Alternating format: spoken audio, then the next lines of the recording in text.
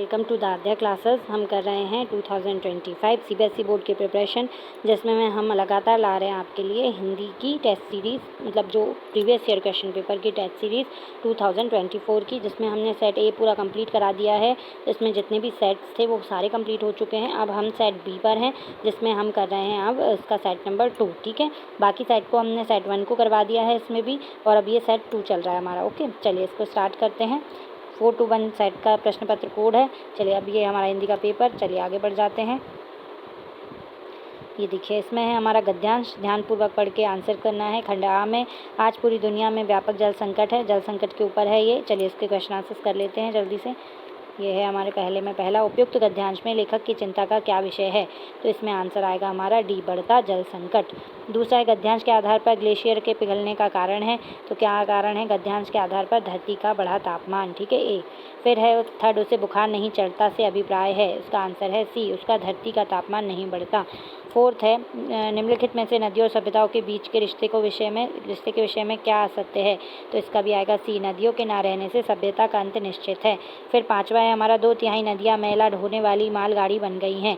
तो इसका आशय है सी, ये नदियाँ शहरी कचरा ढो रही हैं। ठीक है, चलिए आगे बढ़ते हैं सेकेंड क्वेश्चन की तरफ। ये हमारा सेकंड क्वेश्चन है। इसमें भी गद्यांश दिया गया है हमें, इसके क्वेश्चन आंसर्स हमें देखने हैं। ठीक है, ये गद्यांश है हमारा। प्राय ऐसा होता है, कोई भी वक्तव्य सुनने के बाद जब सुनने वाले से पूछे कि क्या बोला गया, तो 100 लोगों के 100 जवाब मिलेंगे। जितने सुनने वाले उतने ही अर्थ। चलिए इसका आंसर करते हैं।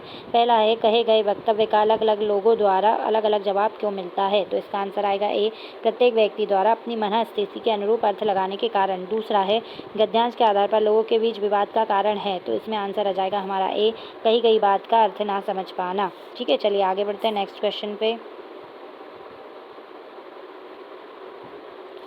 ये हमारा नेक्स्ट क्वेश्चन है थर्ड, शिष्य द्वारा बुद्ध से क्या पूछा गया? तो बुद्ध से पूछा गया कि दो व्यक्तियों के बीच भिन्नता का कारण, यानी कि सी आंसर है इसका। फोर्थ है हमारा,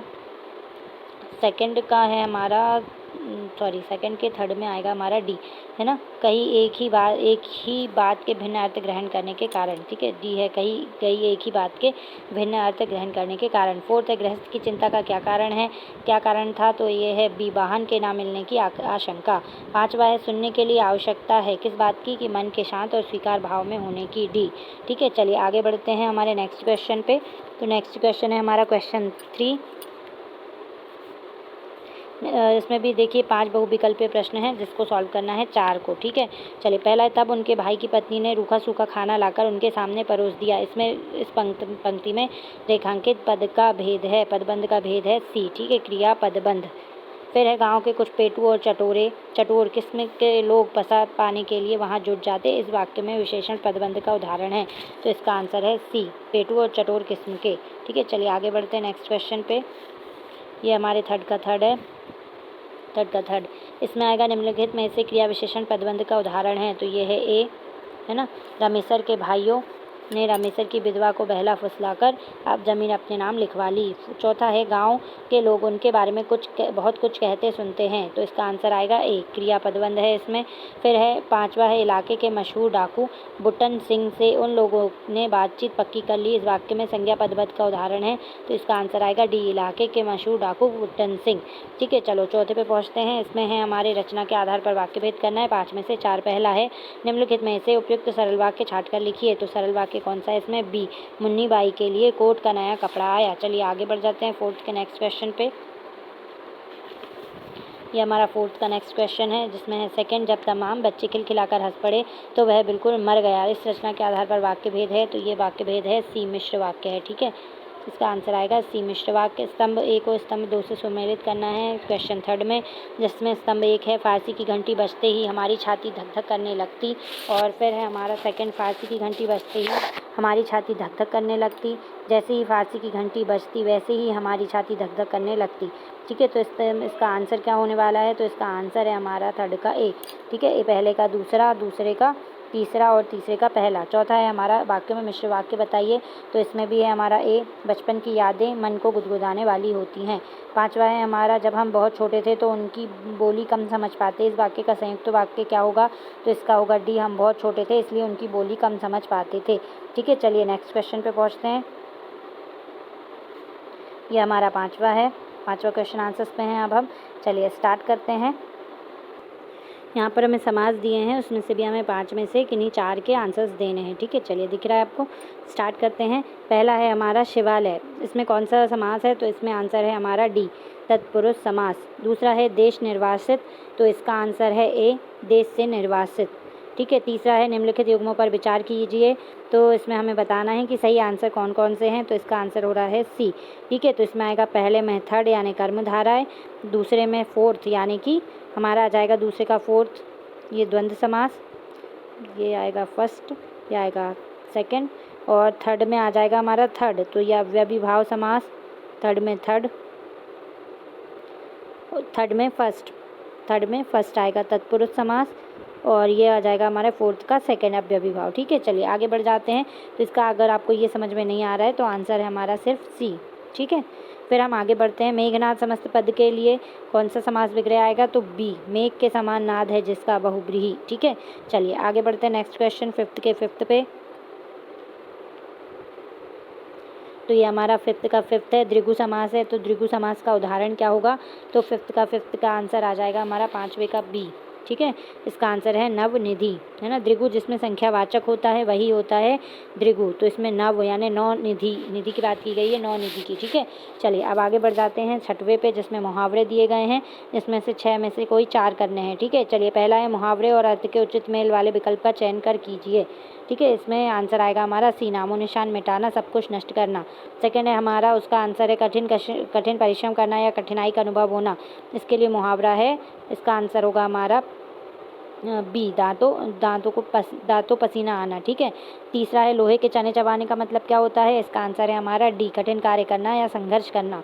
फोर्थ है रेखांकित अंश के लिए कौन सा मुहावरा प्रयुक्त होगा? तो इसमें अंश एक एक अक्षर अच्छी तरह पढ़ने पर भी बड़े भाई साहब की डांट डपट खानी पड़ती थी, तो इसका आंसर होगा बी, घुड़कियाँ खाना। ठीक है, चलिए 5वां है हमारा, पुलिस चोर को चाहती थी इसलिए जाल बिछाए बैठी थी, तो इसमें क्या आएगा? रंगे हाथों पकड़ना चाहती थी। ठीक है, तो इसमें आएगा हमारा ए। चलिए इसका देखते हैं, सिक्स्थ भी है, तो सिक्स्थ वाला क्वेश्चन देख लेते हैं हम। ये सिक्स्थ है, अत्यंत लज्जाजनक स्थिति में होना, इसका मतलब होगा हमारा डी। ठीक है, चुल्लू भर पानी में डूब मरना। चलिए आप 7वें पे पहुँचते हैं। 7वें में 5 दिए गए हैं, पद्यांश को करना है कंप्लीट। तो पहला है कस्तूरी कुंडली बसे मृग ढूंढे बनमाही, ऐसे घटी घटी राम हैं दुनिया देखे नाही। ठीक है, तो ये पद्यांश है, इसके आंसर्स देखते हैं। पहला है कस्तूरी कुंडली बसे में दोहे में किसका वर्णन किया गया है? तो इसका आंसर है सी, अपनी ही विशेषता से अनजान मनुष्य का। सेकंड है जब मैं था तब हरी नहीं, पंक्ति में से मैं का क्या अभिप्राय है? तो इसका आंसर है ए, यानी अहंकार की भावना। फिर है थर्ड का आएगा हमारा, जब मैं था तब हरी नहीं, दोहे के अनुसार हृदय में ईश्वर का निवास कब तक असंभव है? तो इसका आंसर है सी, जब तक अहंकार पूर्ण व्यवहार का नाश न किया जाए। चौथा है हमारा, जब दीपक देखा माही, पंक्ति में दीपक प्रतीकार्थ है, तो ये प्रतीकार्थ है प्रभु प्रेम के प्रकाश का, ए। ठीक है, चलिए 5वां प्रश्न और देख लेते हैं इसका। ये हमारा 5वां है, कथन और कारण में से आंसर बताइए। कथन है ईश्वर सृष्टि के कण कण में निवास करते पर हम उन्हें देख नहीं पाते। कारण है मनुष्य के पास दिव्य दृष्टि नहीं है, तो इसका सही आंसर आ जाएगा हमारा डी, कथन और कारण दोनों सही हैं, कारण कथन की सही व्याख्या करता है। ठीक है, तो इसका आंसर है डी। फिर है 8वें पे पहुँचते हैं, काव्य खंड को बताना है आपको, प्रश्नों के उत्तर देना है। पहला है मनुष्यता कविता से उद्धृत तभी समर्थ भाव है कि तारता हुआ तरे, पंक्ति का भाव क्या है? तो इसका आंसर आएगा बी, मानव जीवन की सार्थकता सबको साथ लेकर चलने में है। सेकंड है कर चले हम फिदा, कविता में किसका हाथ तोड़ने की बात कही गई है? तो इसमें है डी आंसर, देश सेवा से पीछे हटने वाले कायरों के। ठीक है, अब आपको 9वें क्वेश्चन में गद्यांश दिया गया है, जिसके आंसर्स आपको करने हैं। 5 नंबर का गद्यांश है आपका। ठीक है, कि दुनिया कैसे वजूद में आई, पहले क्या थी, किस बिंदु से इसकी यात्रा शुरू हुई, इन प्रश्नों के उत्तर विज्ञान अपनी तरह से देता है और धार्मिक ग्रंथ अपनी अपनी तरह से। ये गद्यांश है। चलिए इसके क्वेश्चन आंसर्स देखते हैं। ये है हमारे क्वेश्चन आंसर्स, जिसमें पहला है हमारा, गद्यांश में आई पंक्ति, पहले पूरा संसार एक परिवार के समान था, अब टुकड़ों में बंटकर एक दूसरे से दूर हो चुका है, इसमें भाव क्या है? तो इसका भाव है बी, संयुक्त परिवार एकल परिवारों में बंट गए हैं। दूसरा है हमारा, गद्यांश में प्रयुक्त छोटे छोटे डिब्बे जैसे घर संकेत करते हैं कौन सी संस्कृति को? बहुमंजिला इमारतों की ओर। ठीक है, डी। फिर है थर्ड हमारा, इसका आंसर है नहीं, सेकंड का है हमारा ए, सॉरी गलती हो गई है मुझे से यहाँ पे। तो यहाँ पे 9th का पहले में आएगा हमारा सी, वसुदेव कुटुंबकम की भावना समाप्त हो गई है, और सेकंड में है हमारा ए, यानी फ्लैट संस्कृति की ओर। ठीक है, गलती से हो गया था ये। और अब हम आगे बढ़ते हैं थर्ड क्वेश्चन पे। बढ़ती हुई आबादी को बसाने के लिए क्या नहीं किया गया है, तो इसका आंसर है हमारा डी। ठीक है, खनिज पदार्थों का मनमाना दोहन किया गया। ठीक है, फोर्थ क्या है हमारा, गद्यांश के अनुसार बढ़ती प्राकृतिक आपदाएं परिणाम है, तो किस चीज़ का आपदिक ये है जो परिणाम है, सी, मानव और प्रकृति के बीच संतुलन का। फिर है हमारा 5 क्वेश्चन है हमारा, कथन कारण को पढ़कर बताइए। तो कथन है, फैलते हुए प्रदूषण ने पंछियों को बस्तियों से भगाना शुरू कर दिया। कारण है, मानव ने अपनी बुद्धि से बड़ी बड़ी दीवारें खड़ी कर दी। तो इसका आंसर है डी, कथन और कारण दोनों सही है। कारण कथन की सही व्याख्या करता है। चलिए अब नेक्स्ट 10वें प्रश्न पे पहुँच जाते हैं हमारे। ये 10वां प्रश्न है गद्य खंड का, जिसमें हमें क्या करना है, प्रश्नों के उत्तर देने हैं। ठीक है, पहला है इसमें, तीसरी कसम के शिल्पकार शैलेंद्र पाठ के आधार पर उत्तर दीजिए कि फिल्मों में त्रासद स्थितियों की भी प्रशंसा ग्लोरीफाई क्यों की जाती है। तो इसका आंसर है हमारा डी, दर्शकों का भावनात्मक शोषण करने हेतु। फिर सेकंड है, बड़े भाई साहब पाठ के कथानायक के आंसू बहाने का कारण है। तो इसका आंसर है बी, बड़े भाई साहब की डांट फटकार। ठीक है, चलिए खंड बा पे पहुँचते हैं, जिसमें दिया गया है वर्णनात्मक प्रश्न। चलिए अब इनको पढ़ते हैं, किन्हीं 2 प्रश्नों के उत्तर हल करना है। पहला है, बड़े भाई साहब पाठ से उद्धृत पंक्ति तालीम जैसे महत्व के मामले में जल्दबाजी से काम लेना पसंद नहीं करते थे का आशय स्पष्ट कीजिए। दूसरा है, तीसरी कसम फिल्म नहीं सेल्यूलाइड है पर लिखी कविता थी, पाठ के आधार पर सिद्ध कीजिए। थर्ड है हमारा, कारतूस एकांकी के आधार पर लिखिए कि जिस वजीर अली को पकड़ने के लिए कर्नल जंगल में खेमा डाले हुए था, एकांकी के अंत में वह उसकी प्रशंसा क्यों करता है। चलिए अब 12वें क्वेश्चन पे पहुंचते हैं। 12वें में से भी आपको कोई 2 करने हैं। ठीक है, चलिए पहला है, कर चले हम फिदा कविता से उद्धृत सांस थमती गई नब्ज जमती गई पंक्ति के संदर्भ में सैनिक जीवन की कठिनाइयों का उल्लेख कीजिए। सेकंड है, तोप कविता के आधार पर लिखिए कि पूर्वजों से मिली धरोहर का क्या महत्व है, इन्हें संभाल कर क्यों रखा जाता है। थर्ड है, मीरा के पद के आधार पर लिखिए कि द्रौपदी प्रहलाद आदि का उल्लेख कर मीरा भगवान को उनका कौन सा रूप स्मरण करवा रही है और क्यों। चलिए अब आगे 12वें के बाद हम 13वें प्रश्न पे बढ़ते हैं। 13वें प्रश्न उत्तर को देख लेते हैं। ये हमारा 13वां है, पूरक पाठ्य पुस्तक के आधार पर कोई 2 प्रश्नों के उत्तर करना है। ये पूरक पाठ्य पुस्तक के क्वेश्चन आंसर्स हैं। पहला है, हरिहर काका की जमीन हड़पने के लिए महन द्वारा धर्म माया मोह का सहारा लिया गया, अपहरण करवाया गया, उनका ऐसा करना आपकी दृष्टि में कितना उचित है, तर्कपूर्ण उत्तर दीजिए। सेकंड है, उम्र का फासला आत्मीय संबंधों में बाधा नहीं बनता, हरिहर काका और टोपी शुक्ला कहानी के आधार पर सिद्ध कीजिए। फिर है थर्ड है, सपनों के दिन पाठ के आधार पर लिखिए कि बच्चों का खेल कूद में अधिक रुचि लेना अभिभावकों को अप्रिय क्यों लगता है, पढ़ाई के साथ खेलों का छात्र जीवन में क्या महत्व है, इससे किन किन जीवन मूल्यों की प्रेरणा मिलती है। चलिए 14वें प्रश्न पे पहुंचते हैं। इसमें कोई एक विषय पर आपको क्या लिखना है, अनुच्छेद लिखना है। तो इनके संकेत बिंदु दिए गए हैं। पहला है, ध्वनि प्रदूषण, संकेत बिंदु है अर्थ, इसके कारण, हानि, समाधान। सेकंड है, मेरा प्रिय खिलाड़ी, संकेत बिंदु है नाम, प्रिय लगने के गुण या कारण, उनके जैसा बनने की इच्छा। थर्ड है हमारा, परहित सरित धर्म नहीं कोई, तो संकेत बिंदु है अर्थ।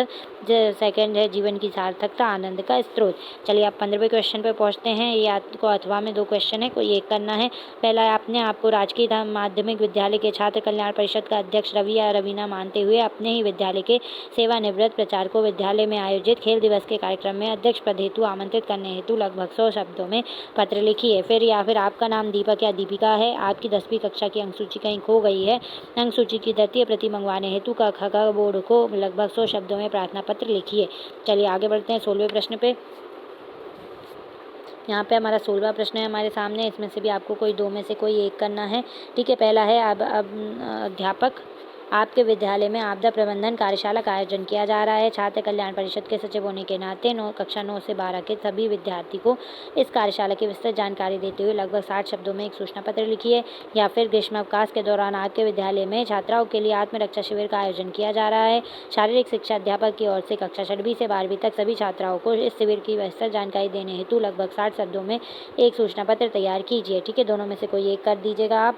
फिर हमारा 17वां, अपने विद्यालय के विद्यार्थी द्वारा निर्मित हस्तकला की वस्तुओं की प्रदर्शनी के प्रसार हेतु 40 शब्दों में एक आकर्षक विज्ञापन तैयार कीजिए। या फिर किसी दैनिक समाचार पत्र में प्रकाशित करने के लिए विज्ञापन का प्रारूप लगभग 40 शब्दों में तैयार कीजिए, जिसमें आपके पिताजी द्वारा बेची जाने वाली कार की विस्तृत जानकारी दी गई हो। ठीक है, अब हमारा 18वां और आखिरी क्वेश्चन है, सबसे बड़ा खजाना विषय पर लगभग 100 शब्दों में एक लघु कथा लिखिए।